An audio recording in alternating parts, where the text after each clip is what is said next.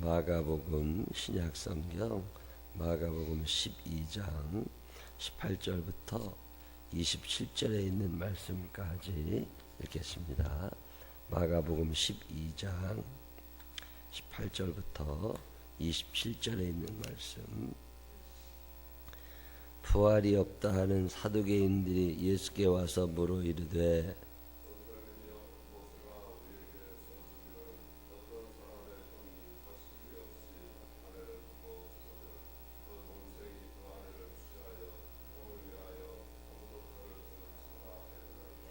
칠 형제가 있었는데 마디가 아내를 취하였다가 상속자가 없이 죽고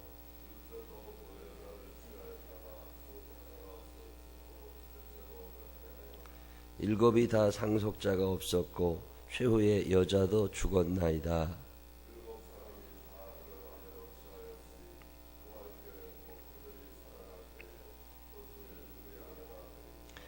예수께서 이르시되 너희가 성경도 하나님의 능력도 알지 못함으로 오해함이 아니냐.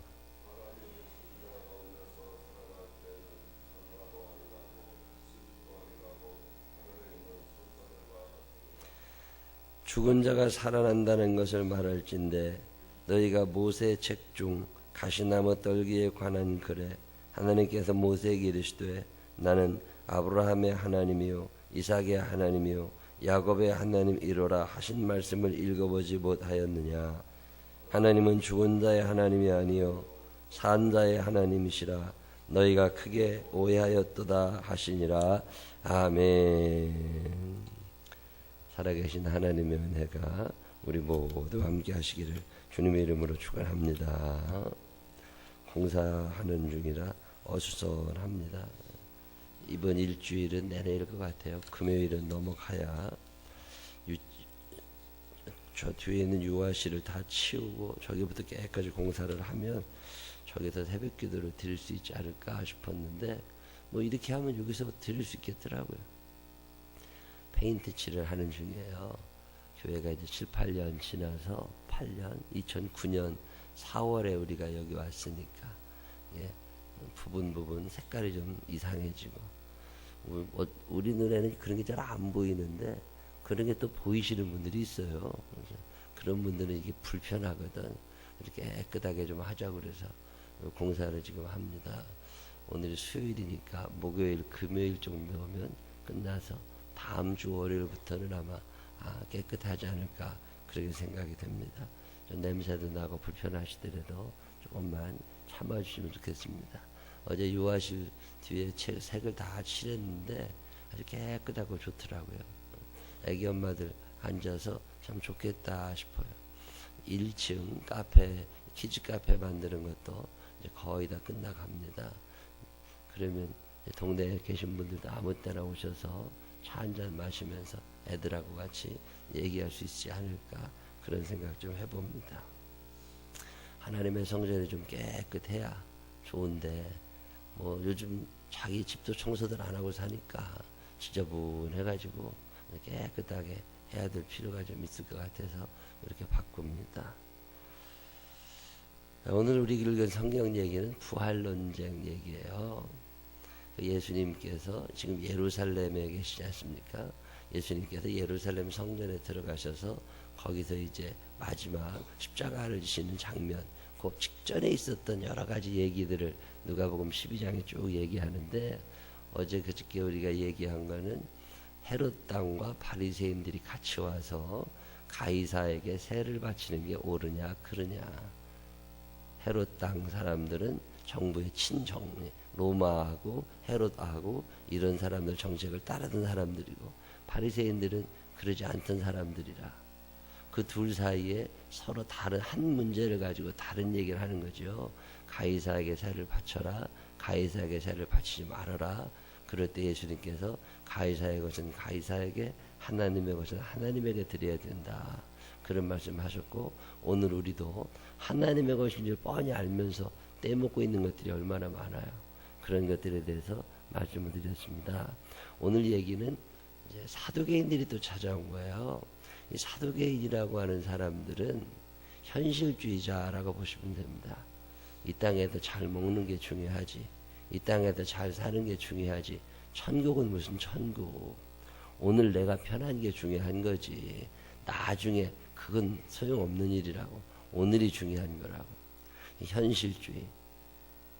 사람끼리 행복하고 잘 살면 되는 거지. 또 뭐가 더 필요한 거냐고. 제가 어렸을 때는요, 제가 대학교 다니고 중학교, 고등학교 때까지만 해도 대한민국의 이 교회의 흐름을 바리새적이지 않았나 싶을 때가 있었어요. 어느 날 철이 들어 보니까 내가 교회 다닐 때 그때 목사님들은 다 성경책을 이렇게 끼고 다닐 때 이렇게 이게 거룩한 것처럼 이렇게 느껴져가지고 성경책 늘 끼고 다니고, 교회 올 때는 늘 검은색 양복을 입어야 되고, 교인들도 다 그러고 살았죠. 권위적인. 그래서 어른이 얘기하면 무조건 다 들어야 되고, 바리새적인. 근데 집에서는 또 안 그런 거라고. 바리새파 그러면 우리 머릿속에 흔히 이중 구조가 생각이 납니다. 겉과 속이 다르다. 집 안에서와 집 밖에서가 다르다. 요즘에 20대 30대 한국교회 별로 남아있지 않습니다. 20대 30대가 교회에 남아있지 않은 여러 가지 이유 중에 하나가 부모님들의 이중생활이라는 거잖아요.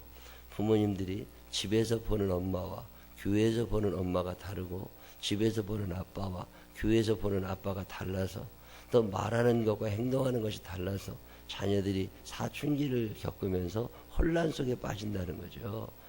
뭐 사랑해라, 이해해라, 착하게 살아라 하지만 엄마는 정작 착하지 않아. 사랑하라, 이해하라 얘기하지만 아빠는 자기를 이해하지 못해. 뭐 그런 구조 속에서 청소년기를 지나면서 교회에 대한 강력한 반감을 아이들이 가지게 된다. 그래서 지금 20대, 30대들이 교회를 떠나게 된 이유는 다른 여러 가지 이유 중도 있겠지만 제일 큰 원인은 부모님들의, 권사님, 장로님, 목사님들의 이중 생활이다. 뭐 이런 통계 자료가 나와 있는 게 있어요. 동의합니다. 동의해요. 그게 바리새인들이거든요. 앞에와 뒤가 달라지는 거. 바리새인들이 이중적 성격, 이런 느낌이 온다면 사두개인들은 어떤 특징을 가지고 있느냐면 인본주의, 현실주의입니다. 사두개인들은 일단 돈을 벌어야 돼. 부자가 좋지, 가난한 것보다는. 그리고 오늘 여기서 잘 살면 되지. 무슨 미래, 하나님의 심판, 그런 걸 생각하지 말고 일단 우리끼리 좋으면 돼. 이게 이제 사두개적 생각이거든요. 저는 느낄 때, 제가 어렸을 때는 20년, 30년 전에는 한국교회 흐름이 바리새적이었다면 지금은 너무 사두개인들입니다. 지금 한국교회, 그리고 우리 교회만 해도 이 주변을 봐도 이중인격을 가지고서 속과 겉이 다르게 사는 사람들이 있느냐. 물론 나이 60이 넘어가신 분들 중에는 소위 말해서 보수라고 일컬어졌던 그런 분들은 바리새적일 수 있습니다. 근데 지금 30대 40대들은요 철저하게 사두개적입니다. 천국? 그런 건 별로 관심이 없습니다. 하나님의 심판? 그런 건 별로 관심이 없어요. 그리고 하나님이 혹시 계시다고 해도 나랑 특별히 관계는 없어. 오늘 내게 제일 필요한 것은 현실적 이익이에요. 무엇이 돈이 되냐? 무엇이 나를 편하게 하는 일이냐? 뭐 이런 거잖아요. 무엇이 내 기분을 좋게 하느냐? 이게 사두개인들입니다. 천사? 그런 거 안 믿습니다. 부활? 그런 거 안 믿습니다. 심판? 그런 게 왜 있어야 되는데 오늘 여기서 내가 좋으면 그만인 거지. 내가 어떤 죄를 저지른다 할지라도, 그게 죄라는 걸 안다 할지라도 그게 오늘 나한테 유익이 되면 괜찮은 거예요. 안 걸리면 되는 거거든. 철저하게 현실적입니다. 그게 사두개인들이에요. 그래서 그 사람들은 돈이 많았습니다. 불법 괜찮아요. 양심에 꺼리 끼는 거 괜찮아요. 그냥 오늘 내게 돈이 되면 되는 거예요. 그게. 사두개인들은 재정적으로 좀 넉넉하고 여유롭습니다. 지도층들이죠. 옷도 깨끗하게 입고 다니고 집도 큰 집에서 살고 자녀들도 다 유학 보낼 수 있고. 오늘 우리가 원하는 게 그런 것들 아니에요. 교회에 나와 있으면서 사두개인이 되고 싶은 거죠. 하나님의 심판, 그러게 왜 필요한데? 하나님이 우리를 사랑하시니까 다 용서해 주실 거야. 그게 사두개적 생각이거든요. 갑자기 현실적입니다. 이익이 되냐 안 되냐. 저는 이 한계를 참 많이 경험하고 삽니다. 요즘에 젊은 사람들이라고 일컬어지는 30전후, 20전후, 20대들 여러분 만나보실 때마다 이런 거 못 느끼세요? 저는 참 많이 느낍니다. 부모 자식 사이의 대화에서도 마찬가지고 선배 후배의 대화에서도 마찬가지고 저는 목사님들하고 얘기하면서도 이런 걸 참 많이 느낍니다. 가족 중심 참 좋은 것 같죠? 그렇지 않습니다. 한국교회가 몰락하게 되는 원인 중에 하나가 가족 중심이에요. 예를 들자면 목사님들이, 제가 어제도 제 친구 목사들 만나서 그런 얘기 했어요. 우리 때는 그래도 우리가 목회할 때는 애들이 조금 애들한테 잘해주지 못해도 기도해야 됐고 설교 준비해야 됐고 교인들을 신방해야 됐고 애들에게 미안할 만큼. 근데 지금은 그렇지 않습니다. 애들이 아프면 예배도 안 와요, 목사님이. 여러분 이해가 되세요? 수예배 시간에 목사님이 안 와. 사모님이 안 와. 왜? 애가 아파. 하나님 필요 없어. 지금 예배가 중요한 게 아니에요. 우리 애가 중요한 거지. 철저하게 그렇게 생각합니다. 이게 왜 이렇게 됐지? 인본주의라는 게 그런 거예요. 사두개적 생각이거든요. 하나님의 나라와 하나님의 의가 먼저가 아닙니다. 너희는 먼저 그의 나라와 그의 의를 구해라. 그리하면 이 모든 것을 너희에게 더하여 주실 거다. 안 믿어집니다. 하나님에 대한 불신이죠. 이 땅이 끝이기 때문에 천국, 심판, 부활, 이거 아주 복잡해. 그런 건 없어도 괜찮아요. 오늘 내가 여기서 잘 사는 게 중요한 거지. 하나님의 뜻이라고 하는 단어가 머릿속에서 많이 사라져갑니다. 그런 시대를 오늘 우리가 살아요. 저희 이제 앞으로 교회가 어려워질 거라는 얘기를 참 많이 하고 많이 듣는데 그거 맞아요.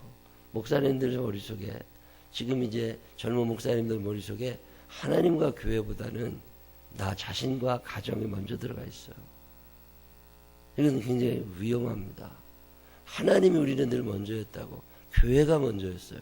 하나님의 교회를 어떻게 하면 이루어내나, 이 교회에서 어떻게 하면 많은 영혼들이 하나님을 만날 수 있을까. 내 마음이 안 지나서나 교회 생각이었다고. 이거 어떻게 해야 되지? 어떻게 해야 되지? 이 교인들이 이거 어떻게 해야 되지? 그래서 하나님 앞에 기도하게 되고 하나님께 나와 묻고 방법을 찾아보고 한번 시도해보고. 근데 지금은 그렇지 않습니다.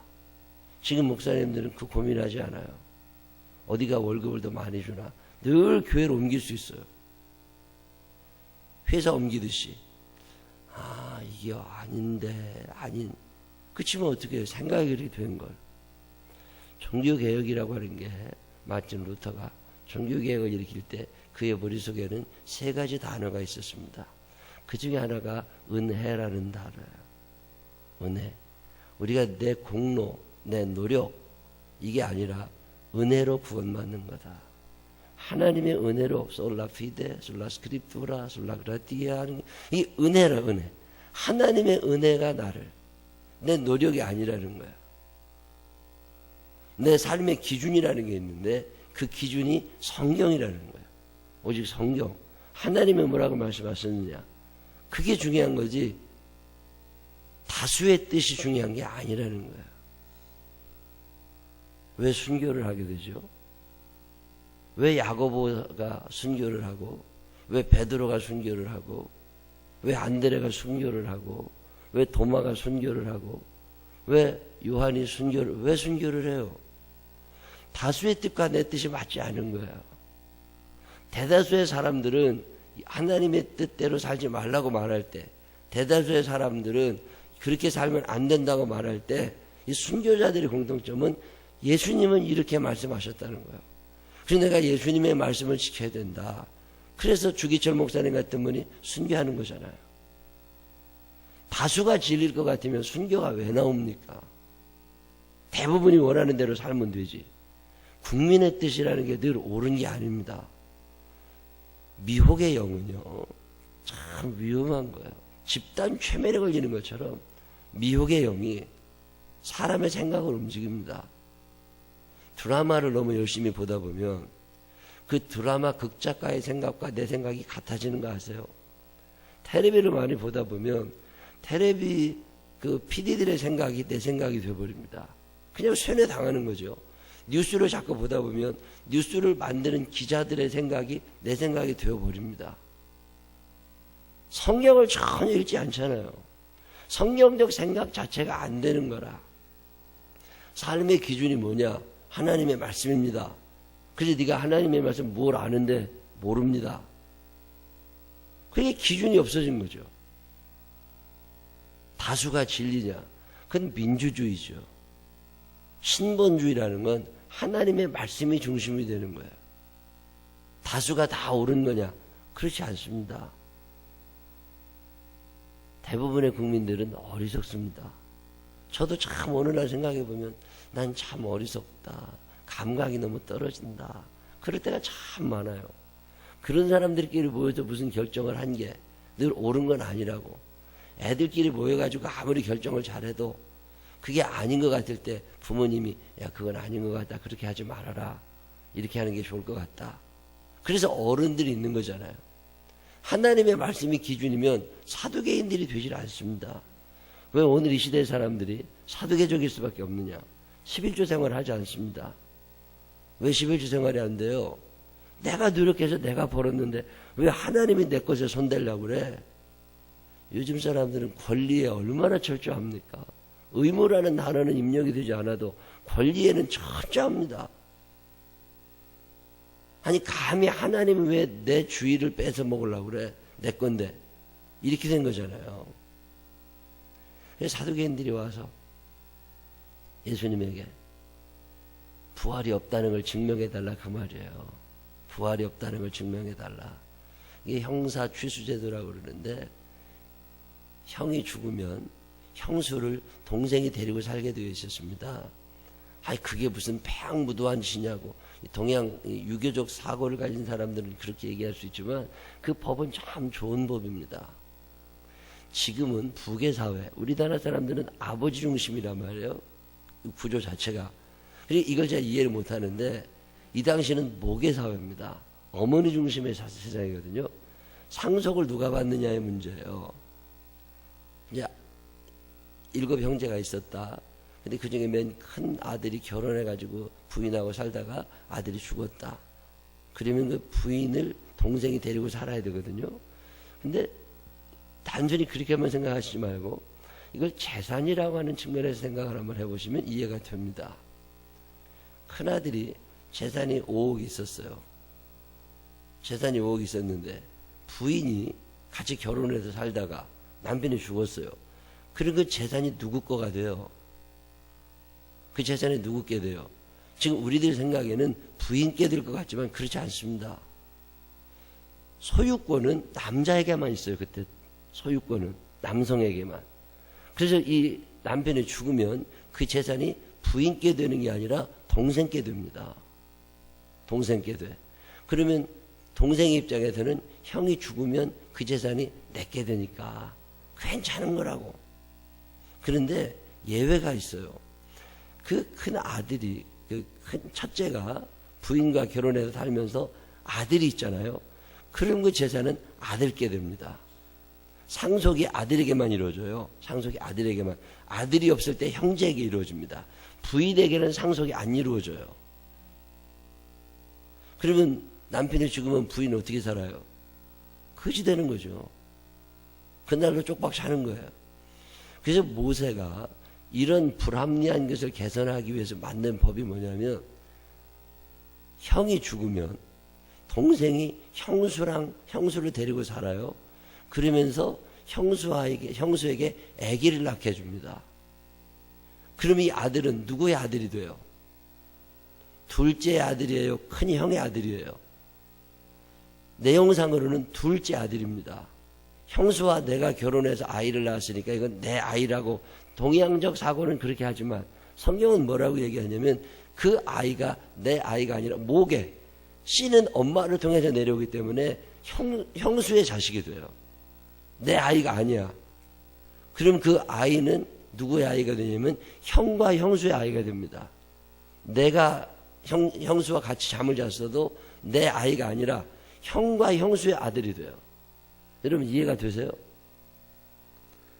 설명이 좀 필요한 게 우리나라 사람들은 이걸 잘 이해를 못합니다. 우리나라는 재산권도 남자에게 있고 성도 남자성을 따라가니까 모든 게 다 남성 중심이라고. 근데 유대인들은 그렇지 않습니다. 재산은 아들에게만 상속이 돼요. 딸에게 상속이 안 됐습니다. 그래서 구약성경에 보면 딸들이 우리도 재산 달라고 모세를 찾아가고 그때 슬로보아스 자손들에게 재산을 주라고, 딸도 상속권이 있다고. 근데 딸도 아들도 아무도 없어. 딸도 아들도 아무도 없이 결혼했는데 남편이 죽었어요. 그러면 여자는 딸도 없고 아들도 없고 남편도 없어서 천상 고아처럼 살게 됩니다. 아주 거지가 되죠. 그래서 고아와 과부와 나그네 얘기가 나오는 거거든요. 그러니까 하나님께서 이걸 아시고 어떤 법을 만드신 거냐면 그 혼자 남게 된 여자를 위해서 그 동생이 그 여자와 함께 살면서 아이를 낳아주라는 거예요. 그래서 아이를 낳게 되면 이 아이가 내 아이가 아니라 형의 아들이 됩니다. 모계 사회니까 엄마를 중심으로 따라가니까. 그러면 그 형의 재산 전체를 다 누가 가져야 돼요? 동생이 갖는 게 아니라 그 아들이 갖습니다. 그러면 그 아들로 인해서 엄마는 다시금 재산을 가지고 살아갈 수 있어요. 5억이라는 재산을 아들이 없으면 1원도 못 가집니다, 부인이. 근데 동생과 결혼해서, 시동생과 결혼해서 아들을 낳으면 그 재산을 가질 수가 있어요. 아들하고 같이. 그래서 여자들을 살려주기 위한 법이 이 법이에요. 형사 취수제도가 그래서 나와요. 근데 우리는 이 법 정신은 생각하지 않고 법의 결과만을 생각하면서 오늘 우리의 관점으로 그 법을 판단하다 보니까 어려운 해석들을 하게 되고 오해를 하게 되는 거죠. 이런 법을 들고 나와서 사두개인들이 그러면 맨 마지막에 그런 일이 일어나지도 않겠지만 6명이 다 죽으면 그 여자는 누구의 아내가 되느냐. 그때 예수님이 하시는 말씀이 너네들 부활을 이해하지 못하고 있다. 천국을 이해하지 못하고 있다. 아브라함의 하나님, 이삭의 하나님, 야곱의 하나님이라는 말은 죽은 자의 하나님이라는 게 아니라 아브라함이 그 오래전에 예수님부터 2000년 전 사람이지만 그 아브라함이 지금도 하나님 앞에서 살아있다. 그래서 하나님이 산자의 하나님, 아브라함의 하나님인 거고 이삭도 지금 살아있다. 너희 눈에 보이지는 않지만 천국에 살아있다. 예수님이 어디서 오신 분이세요? 천국에서 오셨잖아요. 거기서 아브라함 보고 오셨다고, 이삭 보고 오셨다고, 야곱도 보고 오셨다고. 거기 다 있는데 너희들은 왜 여기서 안 보인다고, 없다고 얘기를 하고 여기서만 다 살려고 하느냐. 그런 생각하지 말아라. 그런 말씀하시는 게 오늘 얘기예요. 하나님은 산 자의 하나님이지 죽은 자의 하나님이 아니시라는 거죠. 하나님의 입장에서 지금 아브라함이 죽어 있느냐고. 아닙니다. 우리 입장에서 아브라함이 죽은 거예요. 자, 저보다 먼저 돌아가신 우리 교회 다니셨던 분들, 예를 들면 우리 어머니다 돌아가셨느냐. 우리 입장에서 돌아가신 거지 하나님의 입장에서는 살아있단 말이에요.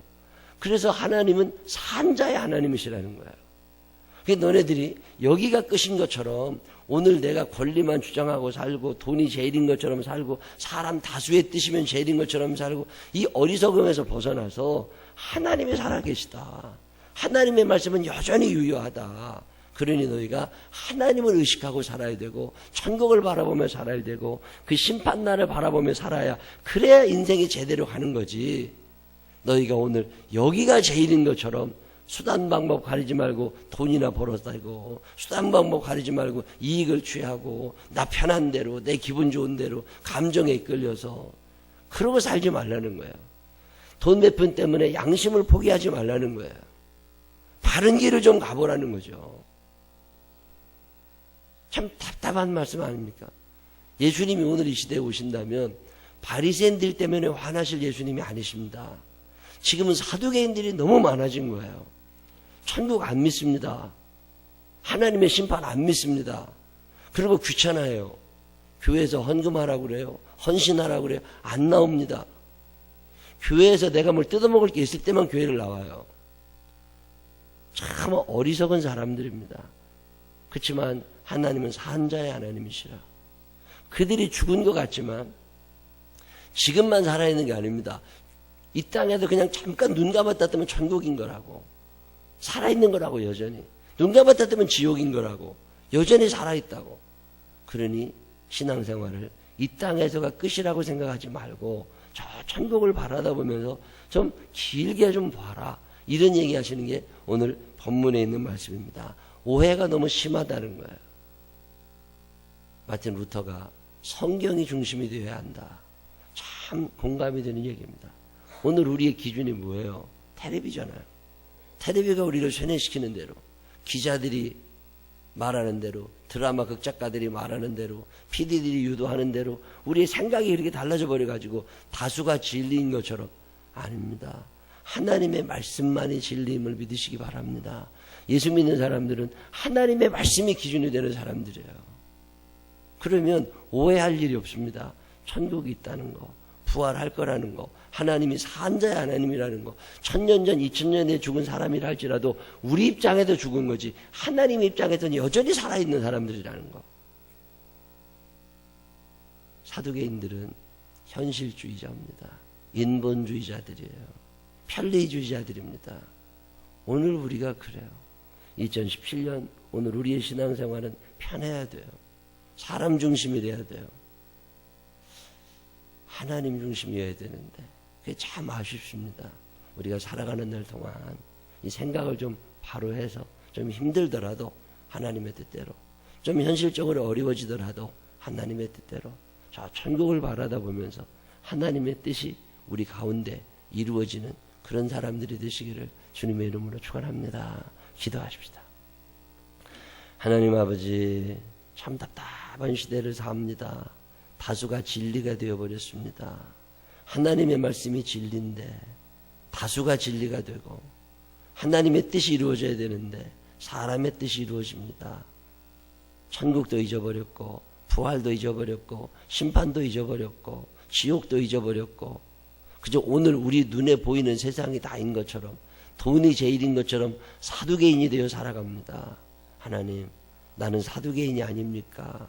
한 번쯤 나 자신을 돌아보게 하여 주시옵시고 사두개인적인 생각을 뽑아버리게 하셔서 하나님의 말씀 안에서 하나님의 뜻을 이루어드리며 사는 우리들이 되게 하여 주시옵소서.